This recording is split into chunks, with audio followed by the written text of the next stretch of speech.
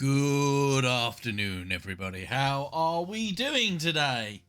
It is Friday, which means that it's nearly the weekend. Yay! And it's also my birthday today. So I apologise that I haven't kind of done my normal preparation. So I apologise that yesterday's chapter isn't uploaded to the website yet. I will get to it probably over the weekend. This is likely to be a short chapter because I've got to get ready to do things for my birthday. But we'll see how it goes. Chapter's got to get written. So here we go. Where are we up to and what are we doing today? So, today's chapter is about, we've had Quentin has discovered the tears in the world could be quite profitable, and he's entered into an uneasy alliance with our heroes, or our heroes have entered into an uneasy alliance with him. We spent most of yesterday's chapter was really about info dumps and how we can try and impart a lot of information without kind of info dumping.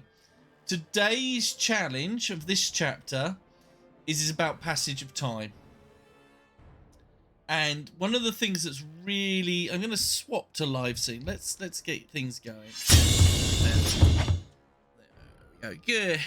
Hello, everybody. So today's challenge is to do with passage of time, and I don't know whether it comes at the beginning or it comes at the end. But sometimes when you write a chapter, you're writing sequentially, and A happens, then this leads to B, which results in C, and therefore D, and you get to a point in your story where you kind of almost want to say, you either do, well, they did the same thing for 15 days, and here are 15 chapters covering that, which is a trap that's very easy to fall into. Happens all the time, even to the best of us. Or what you have to do is like a cut to a little bit later on. Now, I'm thinking that this chapter is going to happen somewhere to the middle to the end. We are going to have this happen. Okay, so they're going to open it's not their first tear, it will technically be the third tear. But this is going to be the first one that they've really planned. So we're going to go into some detail in that. We've got to kind of understand the new dynamics between the characters. We said we'd make it a little bit of a steampunk world, but make it a small outpost, and that the troops basically start robbing them. They're basically they're pillaging. And they're going to be left with a warning. Now, I'm thinking that we do passage of time here. So we'll have that Red opens a tear, and that maybe there is something happens, and there's a world there, but there's not very much interest in, so they open another one, and that's when we'll get to the passage of time. So we're going to have it a little bit later on. So at first we've got a little bit of kind of almost what's left over from yesterday, in that we need to establish that Drummond eats the fruit and the same thing happens again, that the mutations that they have is related to the food that they eat. Red needs to open the tear to prove that it's not just Jax that has that ability, all of them have that ability. And then we can we'll make it that not much happens. We don't, not because we want it to be boring. We don't want it to be boring, but we kind of want it to not be that. Actually, behind the scenes, as we know, if you've watched the planning sessions, we know that basically these tears have resulted in the big bad coming through. So let's have a look. One of those has the thing they open has some evidence. Then we'll slip into a passage of time. We'll go into the steampunk world. Counter the natives. They speak English because these were all colonies. Things troops will find, and there'll be a warning. This may be a lot for a chapter. We may end here. And we may end with and that all changed the moment that they encountered somebody. So let's jump into it and let's start writing. I am going to write. Let's do Drummond today, shall we? I'm feeling Drummond. He could be a fun character. He's a bit of a grumpy character, but he's got a bit of a heart to him.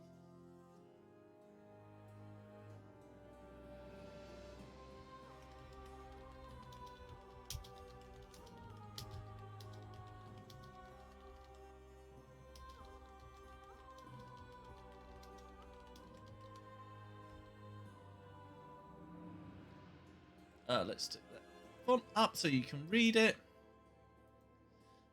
Drummond had never had so many people intently watching him eat.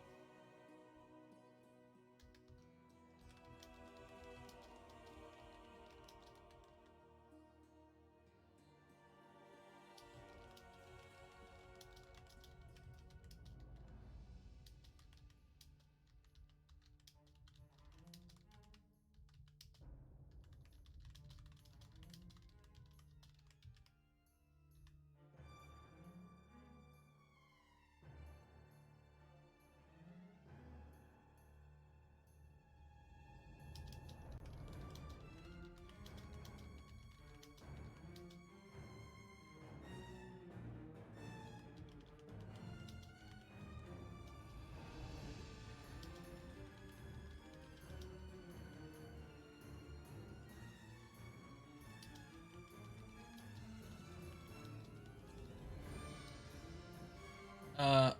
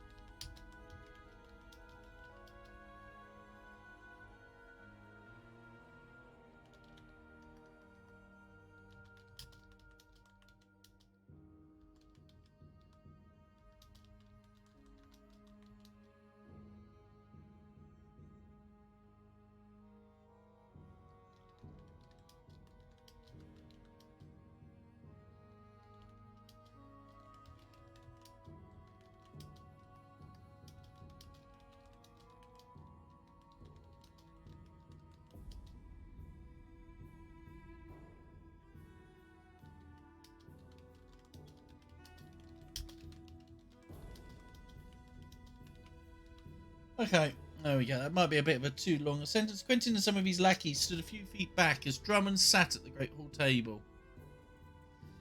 I'll break that up a little bit because it's quite a long sentence. He munched on the pear, letting the juice run down his bearded chin and onto the silver platter the fruit had been presented him on.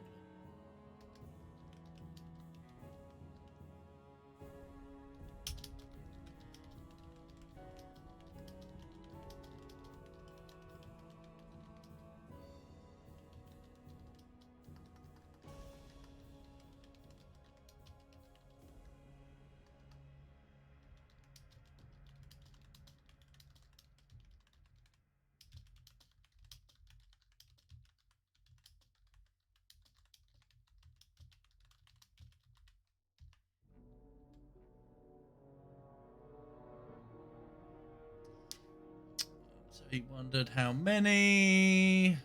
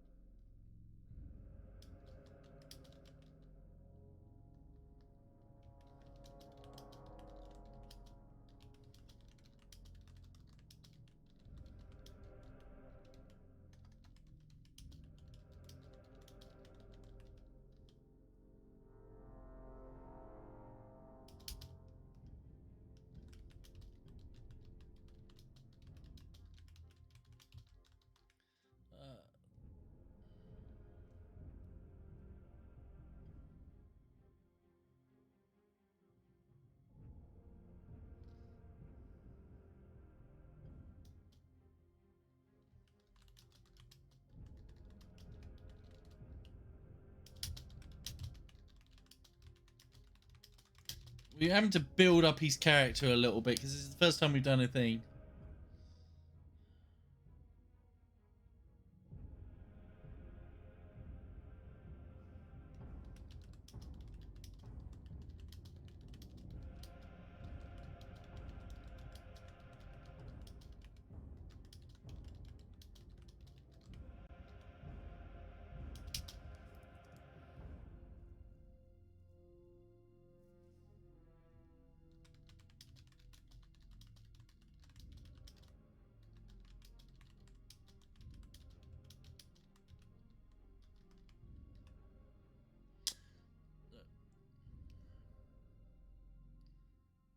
We're trying to establish Drummond is kind of like a little bit of a loner, but he's kind of still loyal to that group.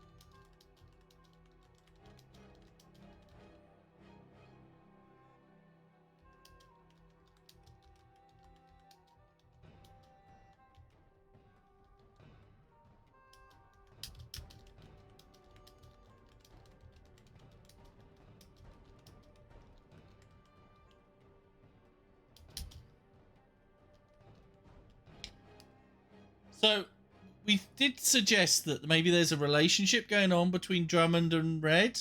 I'm gonna hint at it. I'm not gonna kind of elaborate it.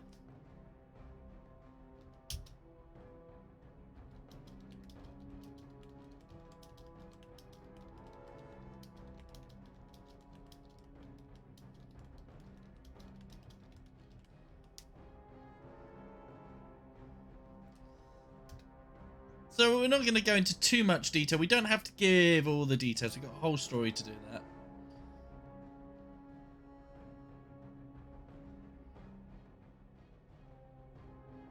Um,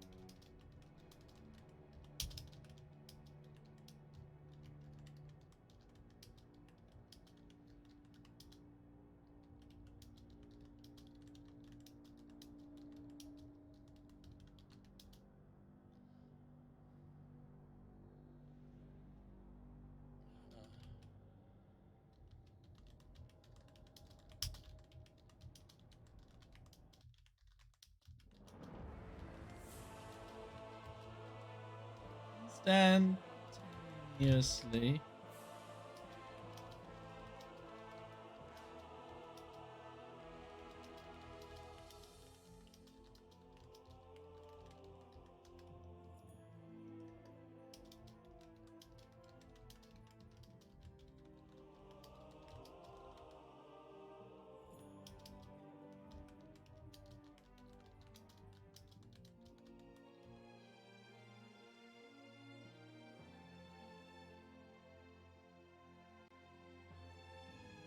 Um,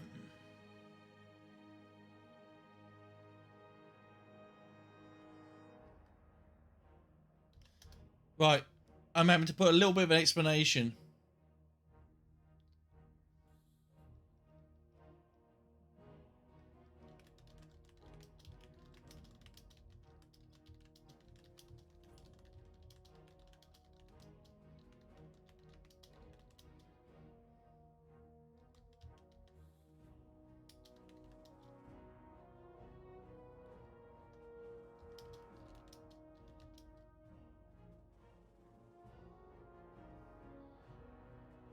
Um, Magic arm, mutant arm, mutant arm. I think we're going to start using mutant.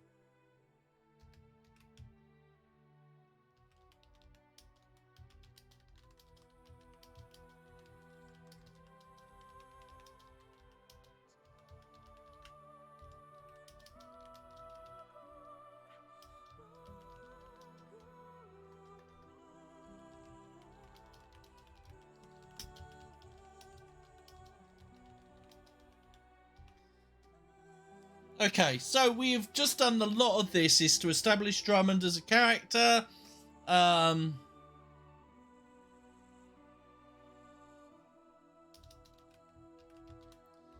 now we need to lead in. We need to do this little bit of a passage of time. So what's next? So we're using that to lead into the...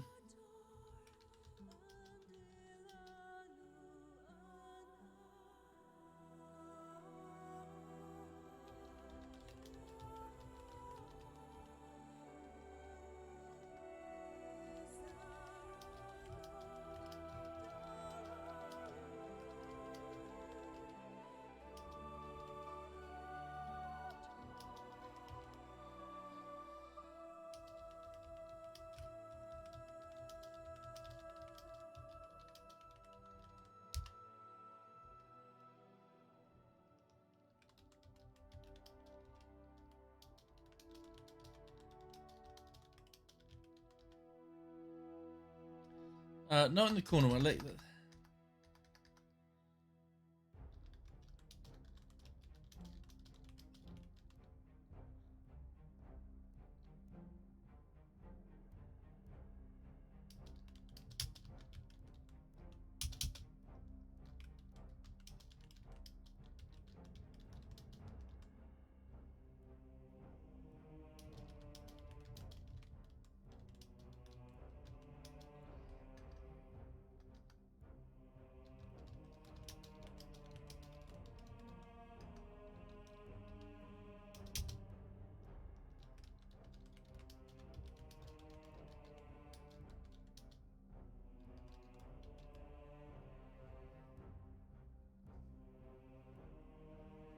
Not the portal.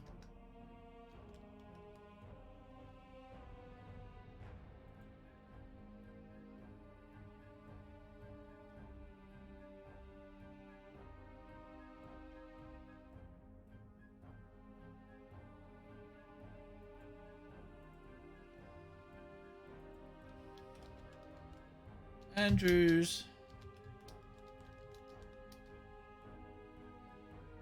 Tried to...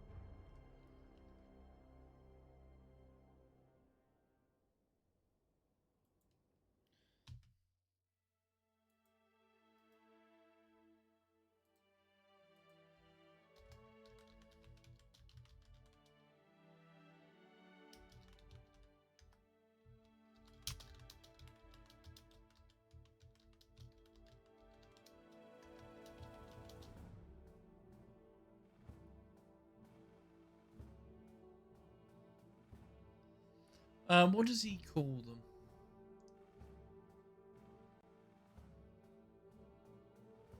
We'll eventually call them the first draft.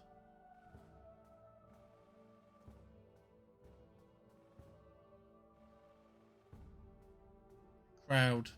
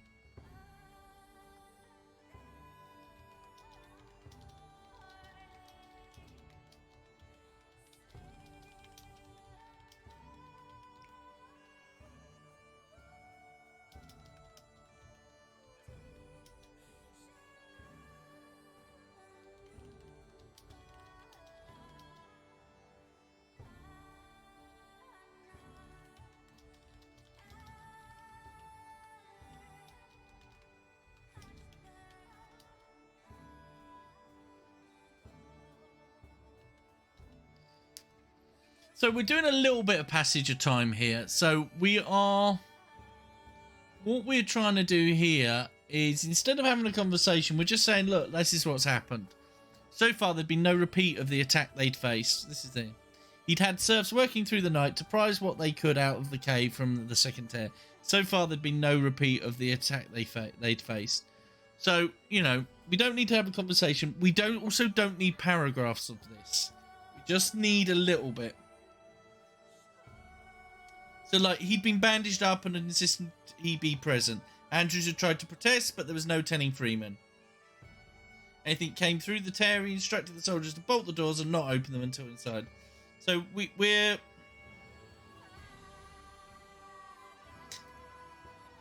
I think the way to kind of think of these, like, time transitions is... the ways you can do it is you can have a chapter break. A chapter break or a scene break is a good way to do it, because you can just kind of go, that scene ends, this scene starts at this time. Or what you can do is kind of think of it as like a zoom on a camera. So when we're zoomed in, we can hear them talking, we can hear what's going on, we're following the actual moment, but we kind of pull back and it's just kind of like...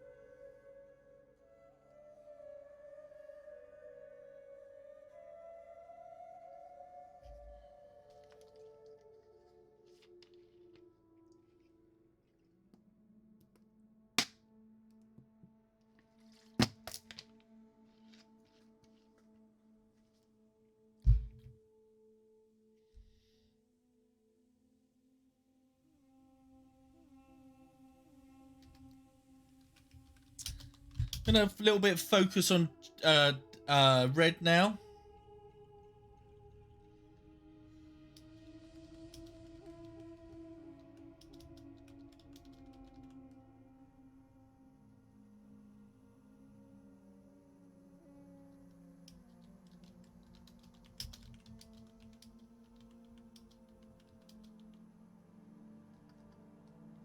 I'm the...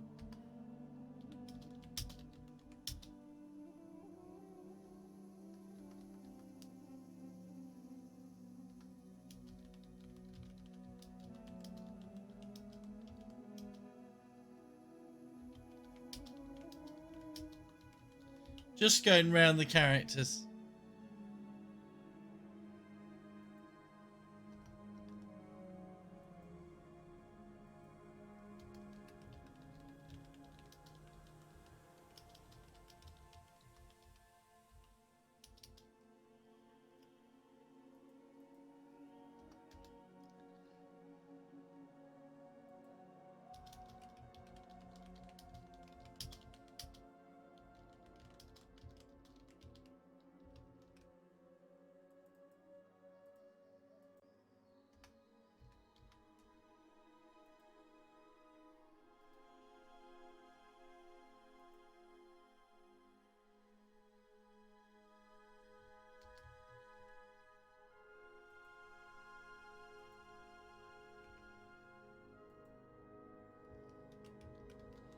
Again, I'm doing a little bit of foreshadowing here.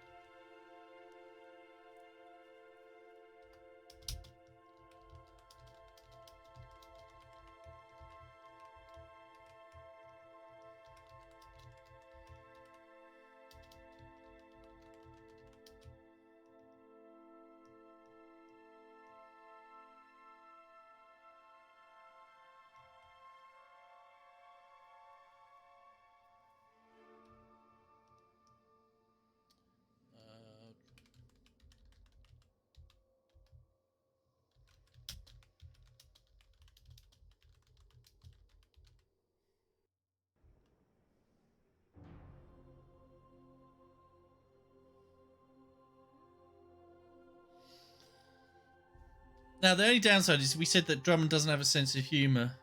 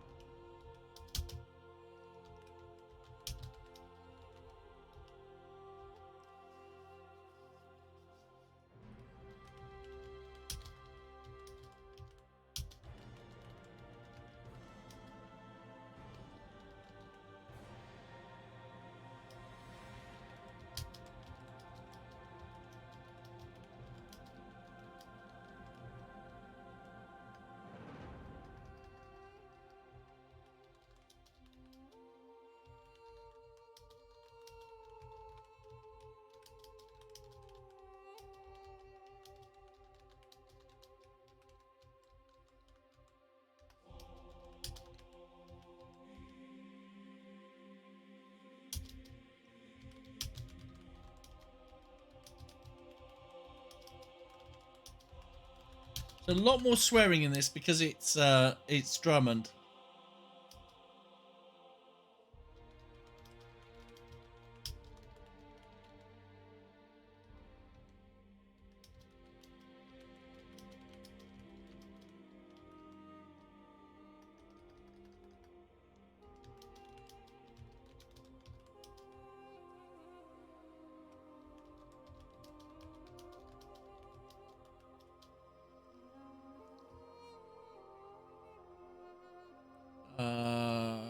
Mutation time. What? Who knocked the head off?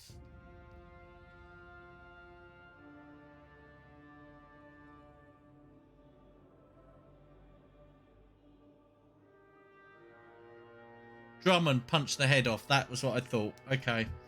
So Drummond basically in chapter 7. So we're going to refer back to that.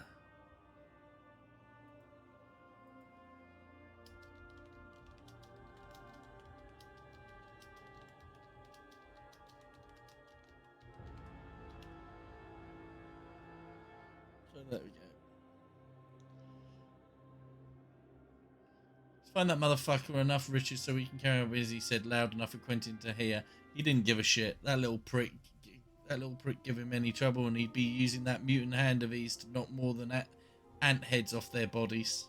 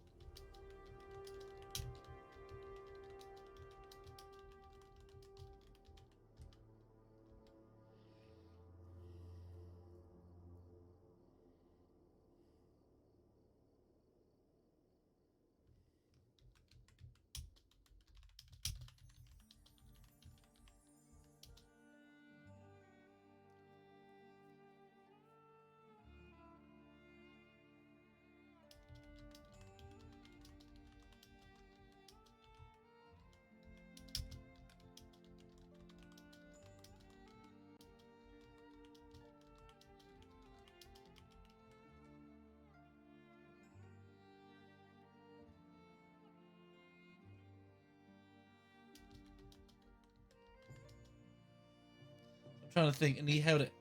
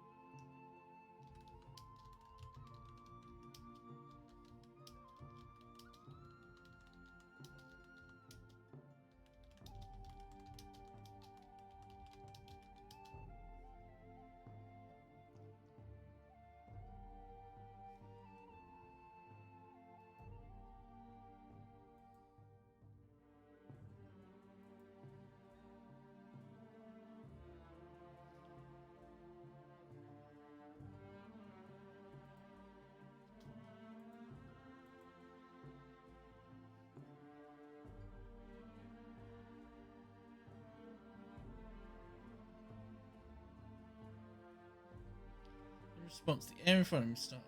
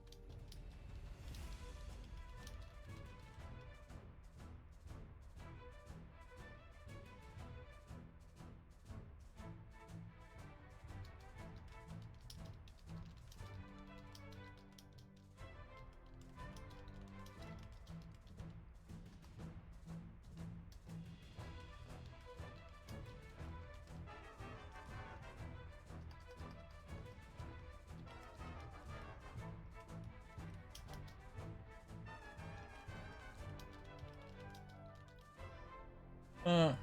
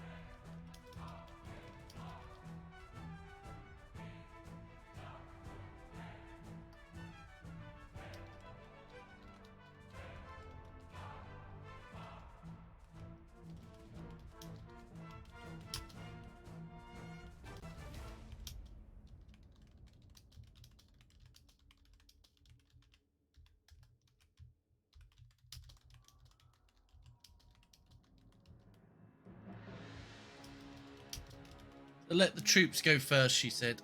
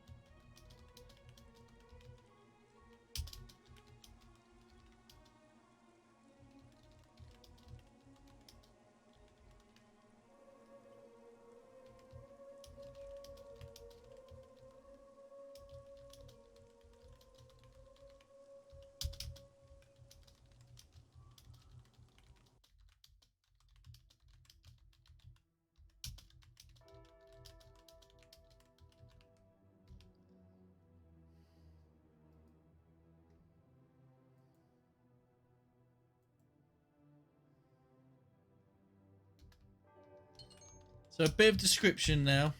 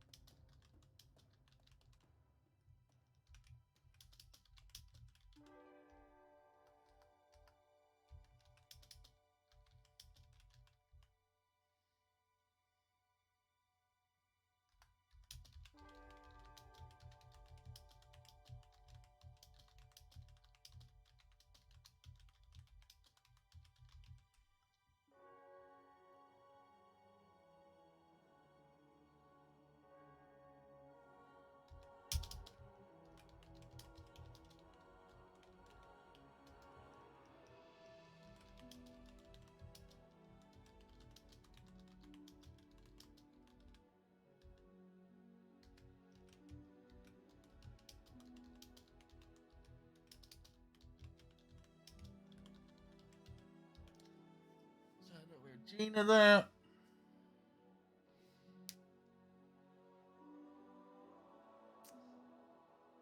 So what we're going to do is we're going to do the passage of time at the end, and then the rest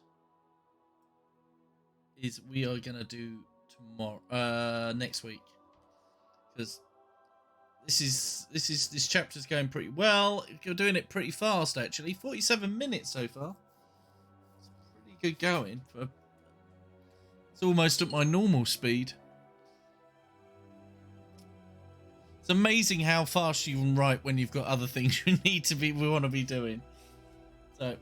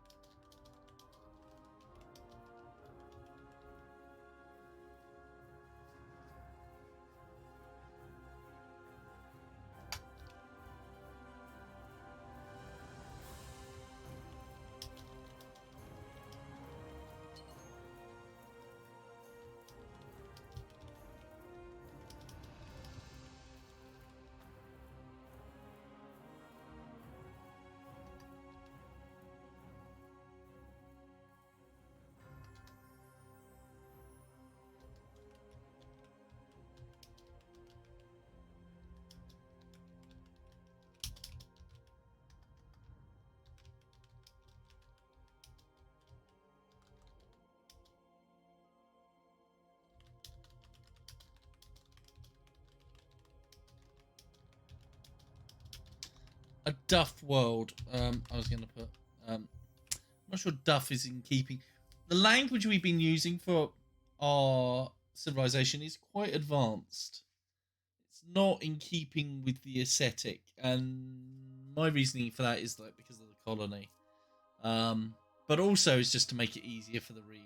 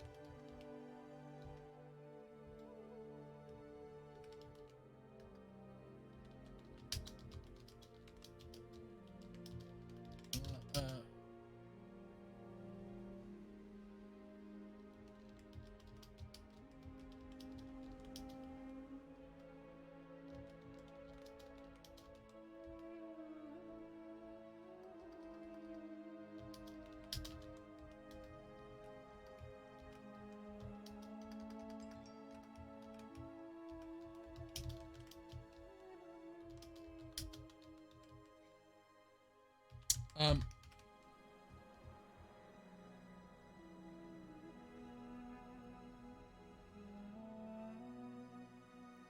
excuse me 1 second. I need to look up a spelling. I think it is.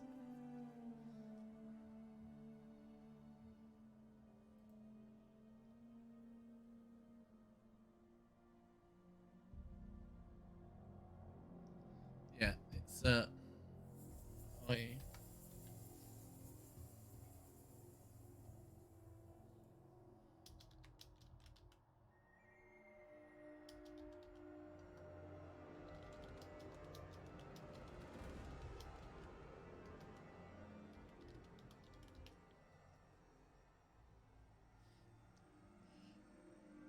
So we're going to do a bit of foreshadowing here.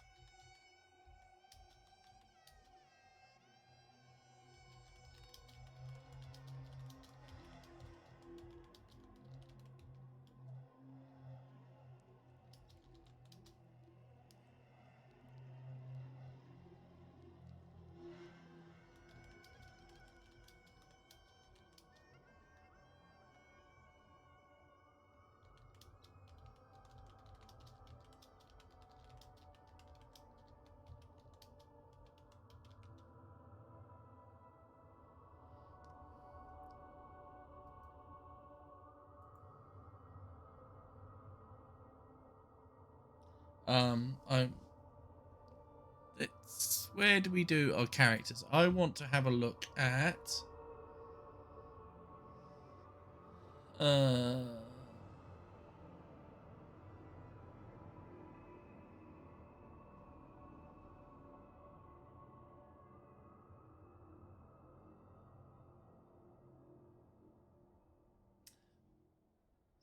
Body hormone torso. Right. So we're just having a little bit of a description.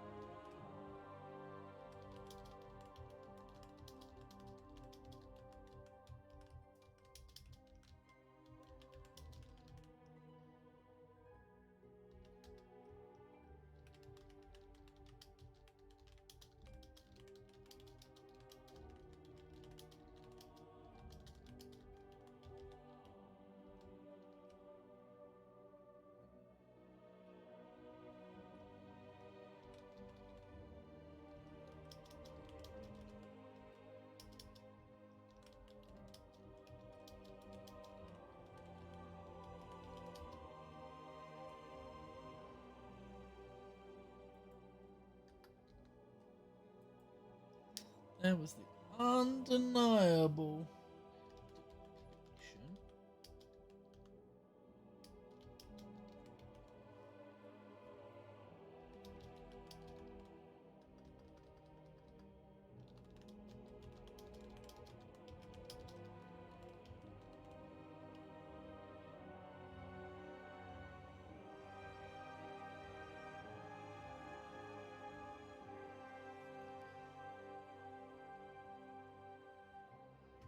What were we gonna call these I'm just looking back to my notes on.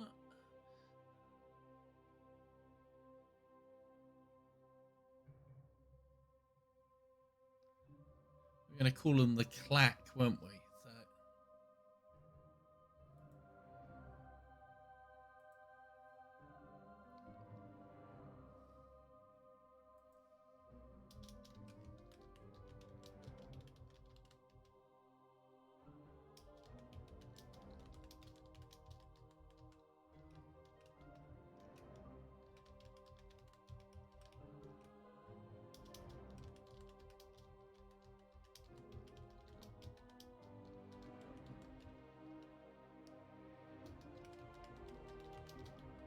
So we're kind of doing a bit of foreshadowing here.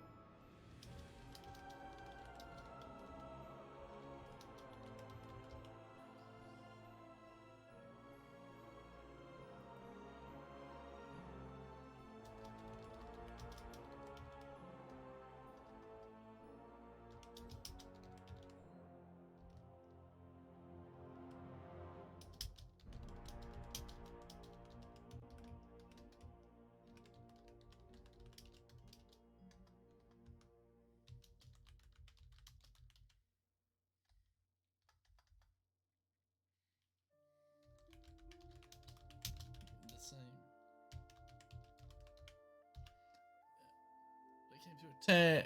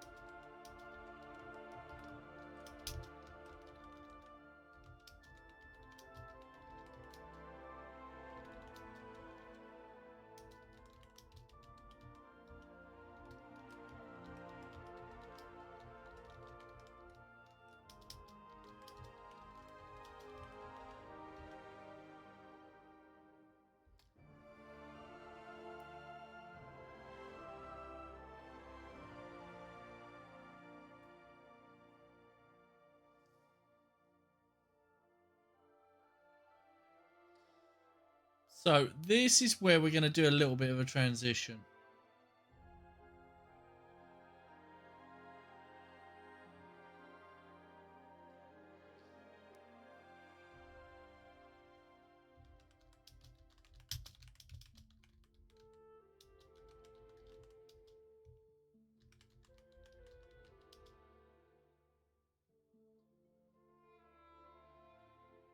So we're going to do this jump here. So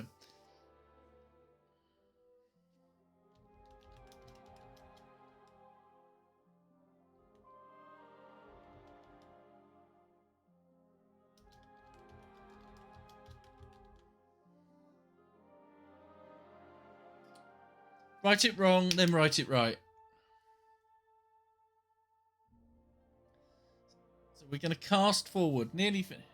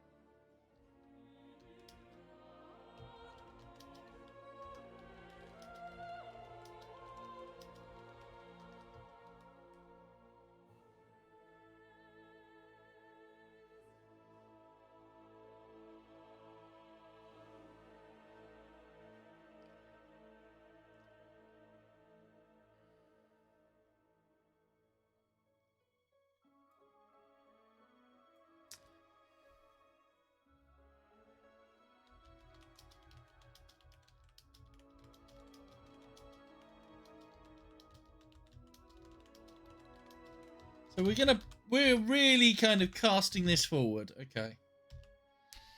It would be a while before Drummond would see those creatures again. He'd come to know them as a drove, and if he had any wish over the course of the rest of his life, it was that he wished he'd taken that warning.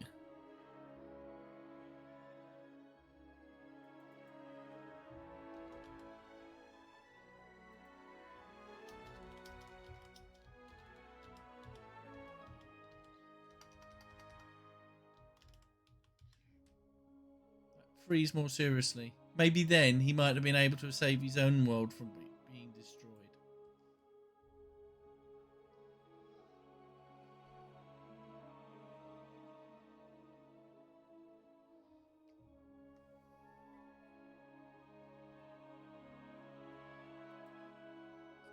So we are going to have next. We have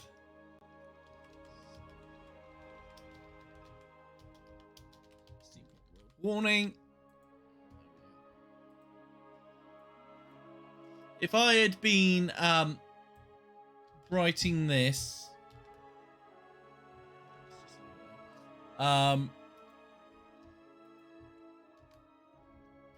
if they'd been longer chapters, I might have been tempted to do that course of.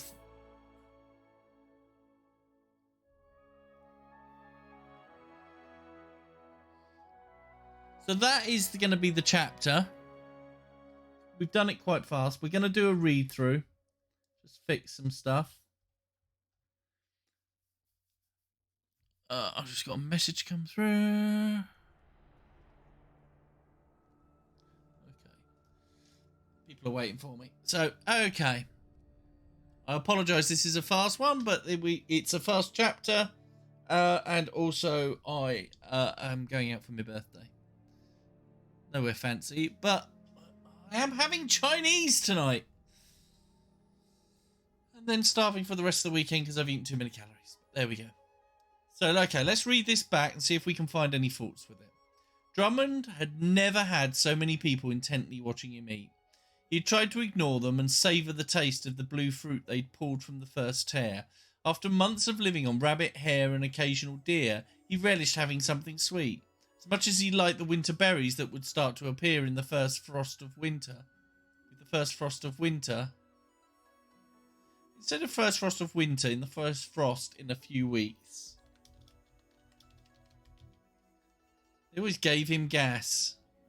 Much as he liked the winter berries that would start to appear with the first frost in a few weeks, they always gave him gas. Quentin and some of his lackeys... Lackeys is kind of a word that Drummond would use, so that's someone kind of adopting some of his language into the POV. Quentin and some of his lackeys stood a good few feet back as Drummond sat at the great hall table. He munched on the pear, letting the juice run down his bearded chin and onto the silver platter the fruit had been presented to him on. How fancy.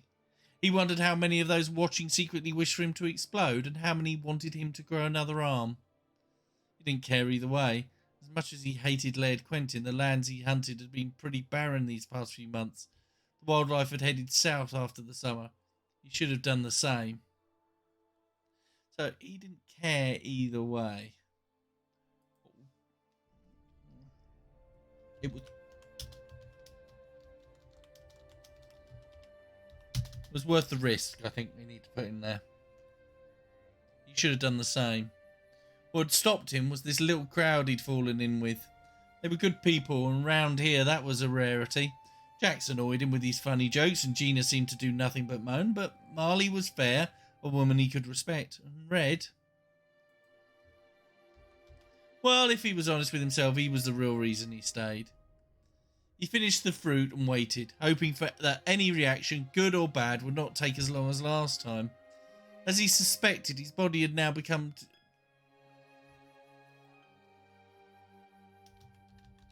accustomed to the strange transformation the pairs brought about, and almost instantaneously, he could feel a knot on the back of his shoulder. Seemed less painful this time, just churning of the guts.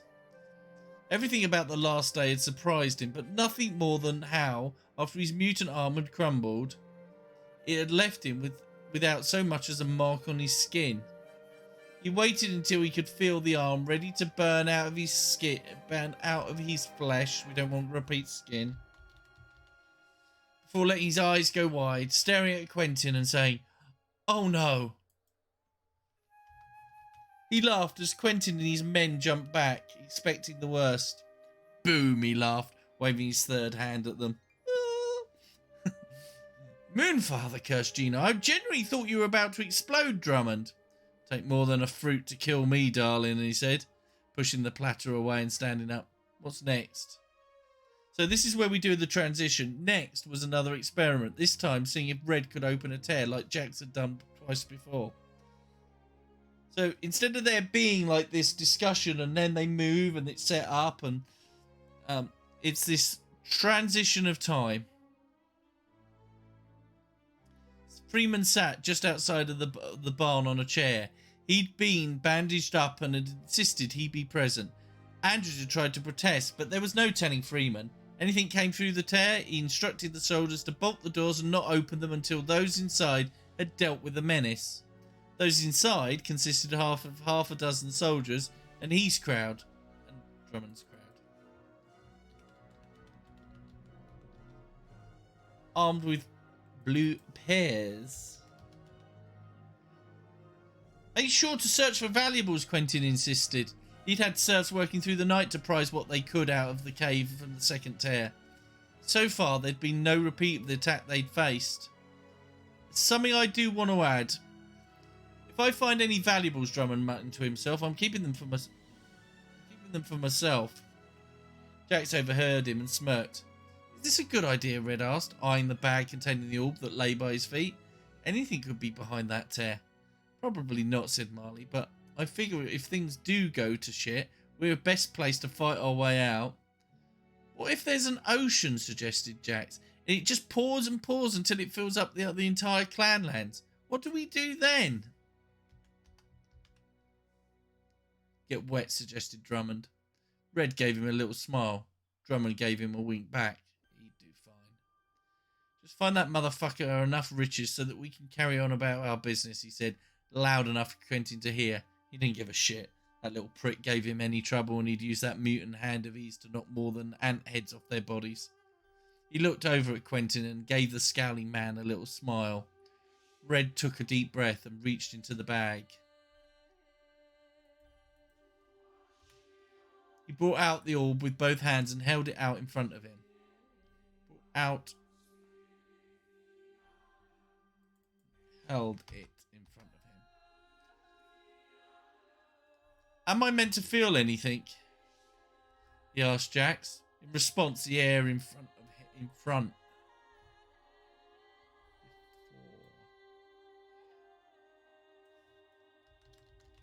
Before him started to ripple. "I'm doing it," he said excitedly as the world in front of him. I use in front all the time. Let's just take it out. World split and a new tear formed in the middle of the barn. Jax looked over and stared into the tear.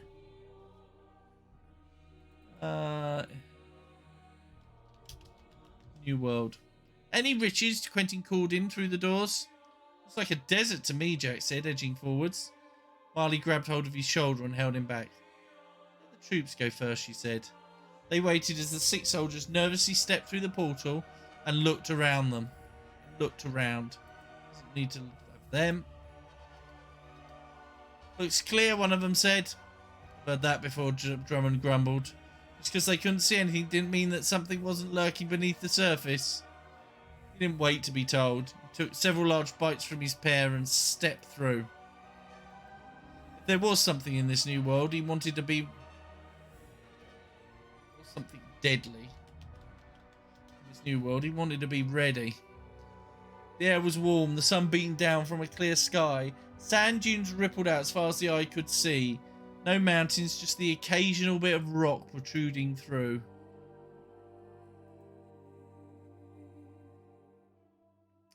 "Pretty barren out here," he said, looking across the dunes for any sign of animal tracks. There was nothing. The others stepped through after him. It's too hot, moaned Gina. Nothing here, one of the soldiers said. Drummond heard Quentin on the other side of the portal swear. Then come back again, let's try again. Bad luck, Red, Jack said, patting his friend on the shoulder. You gave us a duff world. They all turned to leave, all except Drummond and Marley. What is it? She asked. Drummond waited for everyone until everyone was through the pool before he pointed to a nearby outcropping of rocks. That, he said, is man-made. You mean there are people here? Marley asked. Were, he said, making sure that they're there. Conversation could not be heard from the other side of the tear. These looked like the ruins of a building. He walked the 20 or so feet to the outcropping and started brushing at the sand surrounding them with his hand. What are you doing in there? Quentin called out. Drummond needs to pee, Marley shouted back. Drummond gave her a wry smile as he revealed a wall with markings on it. Some sort of frieze, he said, pointing to the figures depicted. He covered more to reveal a depiction.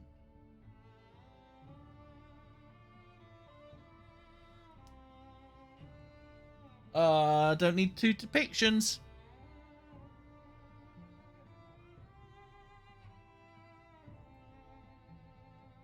Let's just take it out to reveal a battle.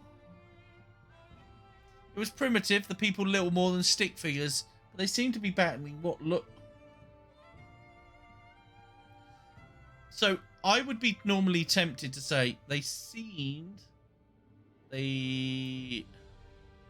So I'm going to take this out. So, it says seemed. They were battling what looked like giant crabs. And the reason I've taken that out is I want uncertainty there. But too much uncertainty is bad. They were battling giant crabs. Would be the best thing. But I do want them to... They're not giant crabs. So that's why I'm leaving what looked like. Does that make sense? The crabs...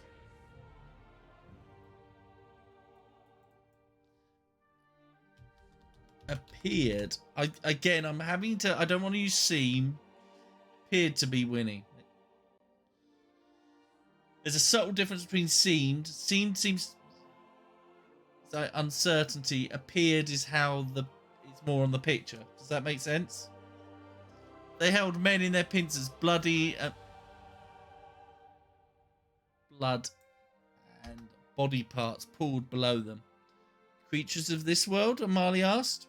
Drummond shook his head as he unveiled more of the mural. Look, he said, there was the undeniable depiction of a tear from which the crabs streamed. Those clackers came into this world like we did. And there in front of the crab army is what looked like a spider. Gonna leave it. Gonna leave what looked like. Except it had the torso of a man and a huge fanned head. Clackers, Marley said, raising an eyebrow. Drummond shrugged. If they came through a tear, where is it now? Drummond was thinking the same question. How much does he have to pee? Quentin's voice sounded from the other side of the world. Nearly finished. Drummond. It'd be a while before Drummond would see those creatures again. He'd come to know them as the Drove, and if he had any wish over the course of the rest of his life...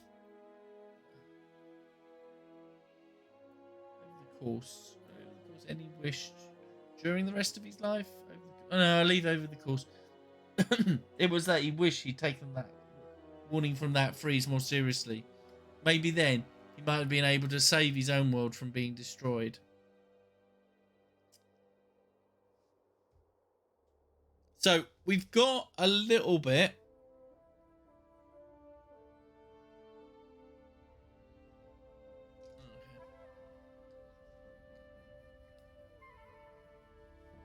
What we've got is... I'm going to put something into the steampunk world.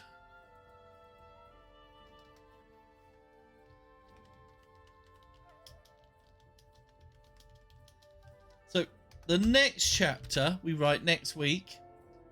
Probably Tuesday. Drummond says the cave was man-made. I want them to have this growing realization of this threat. Now, ultimately, maybe this next chapter isn't needed because we've already done the threat once, so we don't need to do it a second time. And then we've got Professor Brennan. We may bring Professor Brennan into this world.